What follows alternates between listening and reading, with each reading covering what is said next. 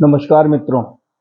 अभी देखिए, रिसेंटली एक न्यूज़ आई है कि जो पॉवर्टी रिडक्शन है वो पिछले 11 सालों में सन 2011-12 से 2022-23 तक घट के 8.5% पे आ गया। ठीक है। और बहुत तेजी से घटा है।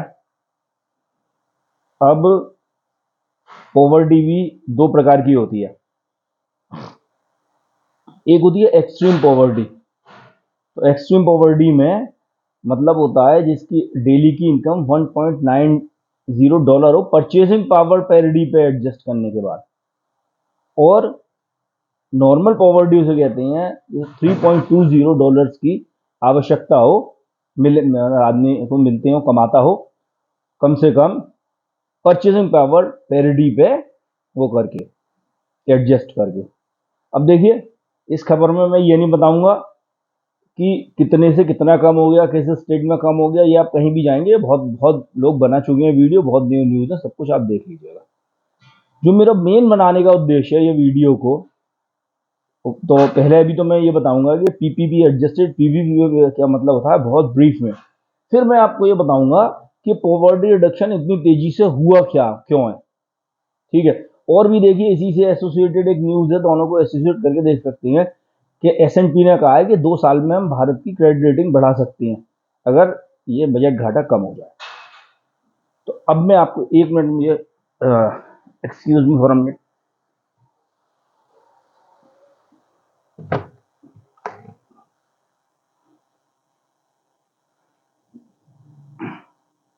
हाँ, अब पहले मैं आपको ये बता देता हूँ बहुत जल्दी से कि पीपीपी और एडजस्ट क्यों करना पड़ता है जो डेली इनकम है पीपीपी बेसिस पे। असल में होता क्या है कि हमारे देश में जो महंगाई का स्तर है और जो अमेरिका में, चाइना में, जापान में हर एक में हर अलग अलग होता है। अब वो मालूम कैसे पड़ेगी? मालूम ऐसे पड़ेगी कि एक वहाँ मैकडोनल्ड का बर्गर जैसे यूएस में जितने का मिलता है तो शायद इंडिया में उससे 1/3 और एक उससे आधे पैसों में मिल जाता है। तो अब एक केवल मैकडोनल्ड के बर्गर से हम ये नहीं कह सकते कि वो 1/3 मिलता है तो इंडिया में 1/3 महंगाई है।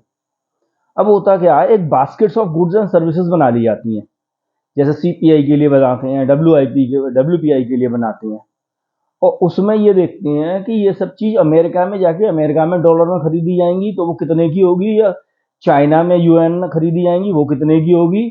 वही बास्केट, वही सेम चीजों इंडिया में खरीदी जाएगी तो कितने की होगी। तो ये देखा गया है कि इंडिया में जो वहां पे $100 बाय कर सकती हैं वो यहाँ पे $82 बाय कर सकती हैं, वो यहाँ पे $25 बाय कर लेंगे। मतलब करीब करीब ये समझ लीजिए कि 1/3.5 गुना कम महंगाई है। अभी ये अगर परचेसिंग पावर इंडेक्स, अब ये हमारा ये क्यों हाई है?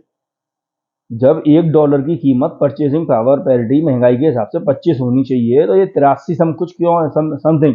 तो इसके लिए मैं एक वीडियो बाद में बनाऊंगा। ठीक है। तो आप ये समझ लीजिए कि अगर परचेसिंग पावर पैरिटी पे आ जाए महंगाई की समानता के हिसाब से, $1 की कीमत आज की डेट में 24-25-26 रुपये होनी चाहिए, 25 रुपये मान लीजिए।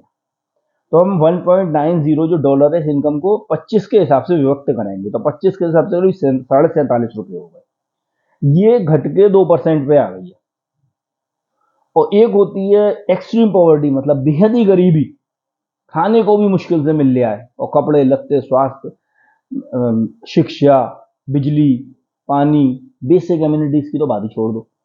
और दूसरी ये होती है पॉवर्टी जो $3.20 से कम में मिल गया है, तो इसमें करीब हो जाता है 75, 25-75, $80। जिस व्यक्ति की भी इनकम $80 से कम हो, मतलब $2400, और फैमिली मान लो 4 लोगों की फैमिली है तो उसकी 10,000 से करीब कम इनकम है, तो वो पॉवर्टी में है। ठीक है। और सही बात है। और भी कई तरीके की पॉवर्टी होती है, मल्टी डायमेंशनल पॉवर्टी होती है। ठीक है। तो वो मैं कभी बाद में बताऊंगा।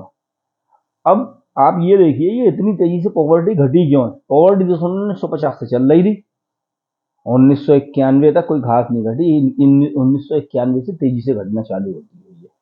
अब आप देखिए इसके पीछे कारण क्या है, आप कहीं भी उठा के देख लीजिए कि जितनी तेजी से विकास होगा, मतलब जितनी रफ्तार से अर्थव्यवस्था बढ़ेगी, पॉवर्टी उतनी तेजी से कम होगी।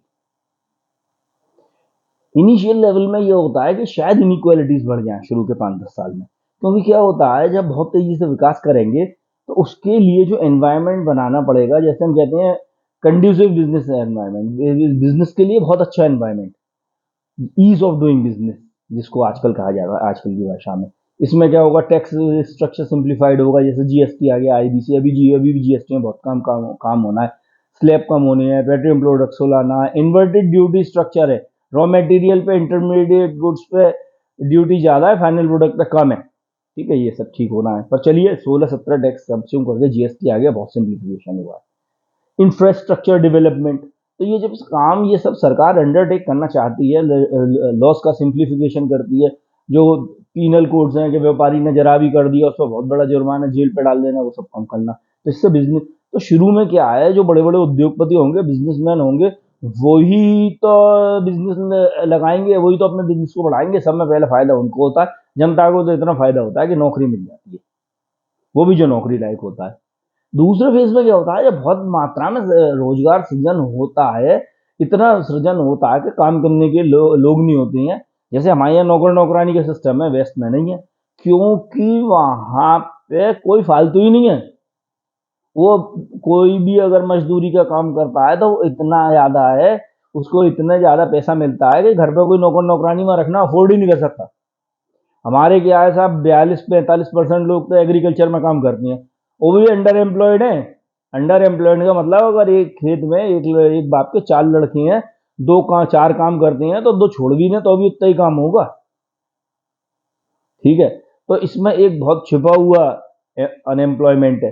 तो अभी तो आप ये समझिए कि हमें इतनी, और ये जाएगा मैन्युफैक्चरिंग से, सर्विसेज से नहीं आएगा, क्योंकि मैन्युफैक्चरिंग में अनस्किल्ड और सेमी स्किल्ड जॉब्स होती है, तो ये आके लगेंगे। और फिर क्या होता है, रिलेटेड जॉब्स होती हैं, जैसे कैब ड्राइवर्स, सफाई कर्मचारी, तो ये जाके इंडस्ट्री में लगेंगे, तब होगा फायदा।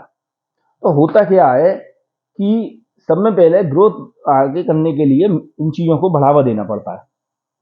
ठीक है, जैसे मैन्युफैक्चरिंग को बढ़ावा देना है तो अब सरकार दे रही है पीएलआई स्कीम, अपनी बड़ी बड़ी इंडस्ट्री बाहर से ला रही है, सेमीकंडक्टर वगैरह की, उनको सब्सिडी दे रही है, क्योंकि इंडिया गवर्नमेंट टेक्नोलॉजी उनकी एक बार कर ली हमने उसको आत्मसात, फिर उसके बाद तो इंडिया वाले शुरू हो जाएंगे। तो एक बार टेक्नोलॉजी के साथ वो आए तो थोड़ा तो लालच देना पड़ता है, और पूरे संसार दे रहा है, खूब सब्सिडी दे रहा है सेमीकंडक्टर के लिए, यूएस अमेरिका, तो ये बहुत बड़ी जीत है। अब देखो डिफेंस में हम एक एक कदम बढ़ते ही जा रहे हैं। पहले हमने ब्रह्मोस बना लिया, वेस्ट 400 बना रहे हैं, तमाम राइफल्स बना रहे हैं, एम्यूनिशन तो पूरा बना रहे हैं, एक्सपोर्ट भी करने लगे हैं। तो मैं आपको ये बता रहा हूँ। अच्छा, एक चीज तो ये हो गई, दूसरा क्या है, गवर्नमेंट किस मॉडल पे चल रही है। एक मॉडल होता है कि वो अपना ज्यादा से ज्यादा पैसा बचा रही है, जो बजट का मतलब खर्चे का, और वो कैपिटल इन्वेस्टमेंट कर रही है। कैपिटल इन्वेस्टमेंट मतलब कैपिटल फॉर्मेशन हो रहा है। कैपिटल फॉर्मेशन पैसा नहीं, जैसे सड़क बन रही है, बड़े बड़े रोड का इंफ्रास्ट्रक्चर बनने है, एयरपोर्ट्स बन रहे हैं, जो कि ये सरकार कर रही है। दूसरी क्या, 8,500 रुपये वही दे दो, और वो पूरा जितना भी पैसा है, ना रोड बनाओ ना कुछ बनाओ, वो बैठ के खाएंगे, वो कभी जिंदगी पॉवर्टी से निकल ही नहीं सकते, क्योंकि एक तो बैठ के खाने की आदत हो गई, और फिर जिस पैसे से विकास होना था, शांत चीजों में लगनी थी, वो गया।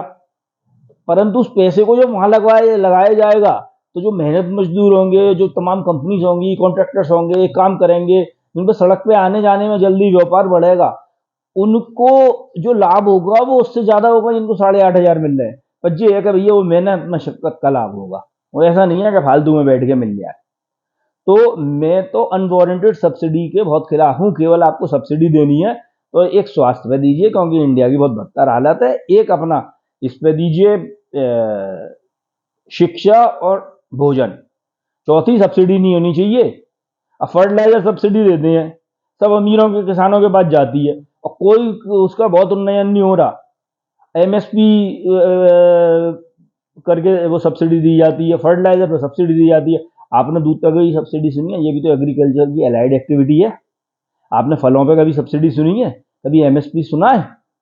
तो और देखो, जो डेयरी चला रहे हैं वो किसानों से बहुत आगे हैं, हॉर्टिकल्चर मतलब मेन एग्रीकल्चर के अलावा जितनी भी शाखाएं हैं, मुर्गी पालन, दूध, मत्स्य और इसके लोग बहुत अच्छे हैं उनके मुकाबले, और उनको कोई एमएसपी नहीं है, कोई सब्सिडी नहीं है, मार्केट फोर्सेस के सहारे वो चलते हैं। उनने अपना हेज करा हुआ है, कोल्ड स्टोरेज है, रखते हैं, हेजिंग कर दी है, और तमाम में से उनने कर रखा है कि अगर कभी खराब हो जाए तो बचने का रास्ता। तो मैं तो भाई ये बेकार की सब्सिडीज के बहुत खिलाफ हूँ, ठीक है, क्योंकि मार्केट में स्वस्थ प्रतिस्पर्धा नहीं होती, अभी फर्टिलाइजर पर सब्सिडी नहीं होती तो ये लिक्विड फर्टिलाइजर्स आ रहे हैं, ये पूरे भारत में लागू हो चुके होते क्योंकि वो सस्ते होते, ठीक है। ऐसे ही ये फर्टिलाइजर पे सब्सिडी है और गैस पे सब्सिडी है।